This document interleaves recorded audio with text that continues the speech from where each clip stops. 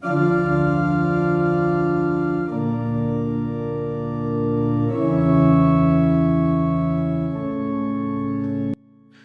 ምርት አድርጊ ነው ሌላ ቀኗ እንዴ ይሄን ያክል የአፍሪካ መሪ ወንበር አይደል?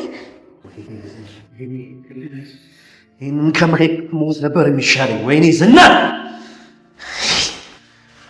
ቤተሰቦች ለመሄድ እየተዘጋጀን። ለመሆኑ የብሩክ ሚዜ ማን ነው? የብሩክ ሚዜ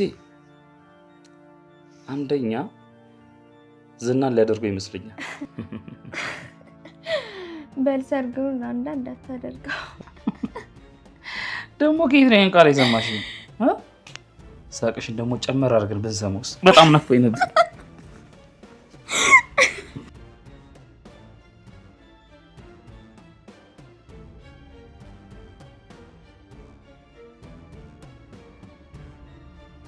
ቤቱን ማስለቀቅ ጥሩ አድርገሃል።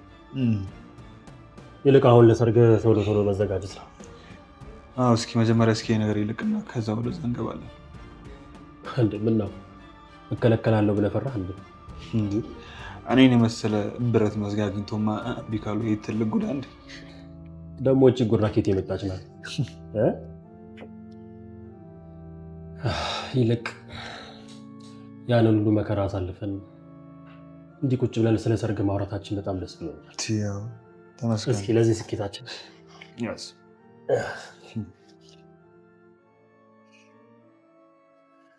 ተመስገን።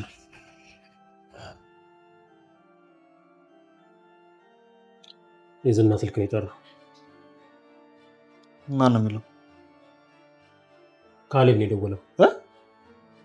ቀጣይ የሚፈጠረውን ለማወቅ ትንሽ ብቻ አዳምጡኝ። ዝና ነፃ ይወጣል፣ ማህሌትን ያሰቃያታል። ነገሩ እንዲህ ነው። ዝና ከመድብል ጋር ፍላሽና ጠበቃውን ለመለዋወጥ በተከታተሩበት መድብል ቀድሞ ባሴረው ዝናን የማጥመድ ስራ ተሳክቶለት መድብልም በቁጥጥር ስር ያውለዋል። ዝና እንዲገለው ደጋግሞ ይጠይቀዋል። ነገር ግን መድብል በቀላሉ አልገልህም፣ መድብል ማረኝ ብለህ እስክትለምነኝ ያሰቃይሃለሁ ብሎ በተኛበት ይደበድበዋል። ቀድሞ ማህሌትን አስሯት በነበረበት ቦታ ዝናን ያስረዋል። ሲያወራ ትንቀጠቀጥለት የነበረች ማህሌት ዛሬ ታስሮ ላገኘችው ዝና ምንም ርህራሄና ክብር ሊኖራት አልቻለም።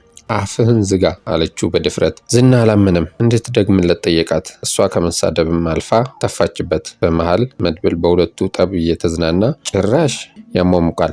ዝና በንዴት ከዚህ የወጣው ቀን ቆዳሽን የመገፍልሽ አላት። ዝና ከወጣ ማህሌትን ምን የሚያደርጋት ይመስላችኋል? ይህን ሁኔታ ማየት ያጓጓል። እነ ሞገስ ተሰብስበው እየሳቁ ነው። አሁን መድብል ተይዟል። እናም በነፃነት ከሚስቱ ጋር ይንቀሳቀሳል። ሁለቱ ጥንዶች ለብዙ ጊዜ ተሰቃይተው ዛሬ ባገኙት ነፃነት ፍክት ብለዋል። የመድብል መያዝ ገርሟት ሞገስን እየጠየቀችው ነው። ቅድስት እንዲህ ትላለች፣ እንዴት ያዛችሁት ግን? ሞገስም ቀድሞ እንደተዘጋጁበት የዝናን ጋርዶች ታርጌት አድርገው ከኋላ ሳያስቡት እንዳጠቋቸው አስረዳት። መድብል ወንድሙ ብሩክ ከሚስቱ ጋር እያወሩ ይቀላቀላቸዋል። መድብል ዝና ቢያዝም ዋናው ካሌብ አልተያዘምና ስራው አላለቀም ይለዋል። መረጃውንም ለፖሊስ አሳልፎ እንደማይሰጥ ይነግረዋል። ከዛ ይልቅ ስለ ሰርጋቸውን እንዲያስቡ የሽምግልናውን ነገር ምን እንዳደረገ ጠየቀው። ቅድስት ልቧን ሞቅ የሚያደርግ ንግግር ከመድብል ስለሰማች አሁን ገና ቆንጆ ጨዋታ መጣ ብላ አሳቀችው። ሉላና ሞገስ ካፌ በነፃነት ቁጭ ብለዋል። ሞገስ ጠበቃውን ለነፃነቱ ፍርድ ቤት እንደሚመሰክርለት እንዲሁም የነበራቸው ንብረት ማስመለስ ስራ ላይ በነፃ ጥብቅና እንደሚቆምላቸው ይነግራቸዋል።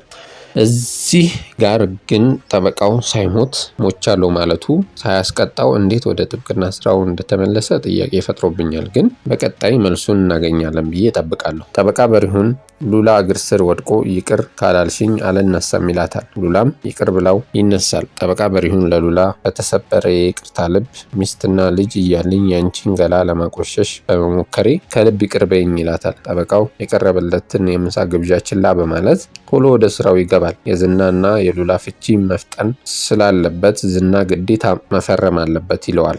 ሞገስም በግድ ይፈርማል፣ ለኔ ተወው እሱን ሲለው የፍቹ ጉዳይ ቶሎ ጨርስ፣ የሞገስን ንብረት ወደ ማስመለስ እንሄዳለን። ሞገስ ወደ ቤቱ ለመመለስ ተቻኩሏል። ጠበቃውም ዋና ስራው የእነሱ ጉዳይ መጨረስ እንደሆነ እና እንዳያስብ ይነግረዋል። ጠበቃው ትቷቸው ሊሄድ ሲል የሉላን ይቅርታ ማረጋገጫ ይጠይቃል። እሷም ይቅር እንዳለችው ታረጋግጥለታለች። ማህሌት አሁንም አሳልፎ የሰጣት ዝናን መስደቧን አላቆመችም። ዝናም በጣም አፍሽን ከፈትሽ፣ ከዚህ የወጣውለት አንቺና ጠበቃውን ህይወታችሁን ሲኦል ነው የማደርገው ብሎ ይዝትባታል። ዳጣ ዱላ ይዛ ትገባለች። ዝና ድሮ እያስፈራራት መንገድ ላይ ያዘፈናትን ሁሉ ሳይቀር እያስታወሰች በዱላው ጉልበቱንና ማጅራቱን ትደበድበዋለች።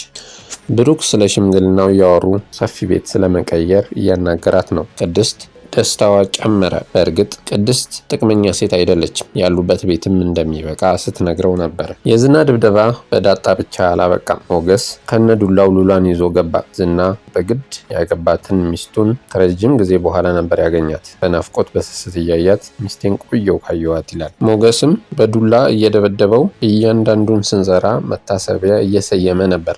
ሉላን መፍታቱን የሚያረጋግጥ ወረቀት ላይ እንዲፈርም ይጠይቀዋል። ዝና ግን ፍቃደኛ አልሆነም። ሞገስ ወደ ድብደባው ገባ። መድብል ምግብና መጠጥ ነፍጓቸው ከቆየ በኋላ በሳህን እንጀራና በብርጭቆ ውሃ ይዞ በመግባት ለማህሌት ላንቺ ነው ያመጣሁት ይላታል። ዝና ውሃ እንዲሰጠው ይጠይቀዋል። መድብል እስከዛሬ የጠጣኸው የሰው ደም አላረካህም? አሁን ቢያንስ ለምነኝ ይለዋል። ዝና እሱም መቼም አላደርገውም ሲል ከመጠጣቱም ከመብላቱም በላይ ክብሩ እንደሚያስጨንቀው አሳየ።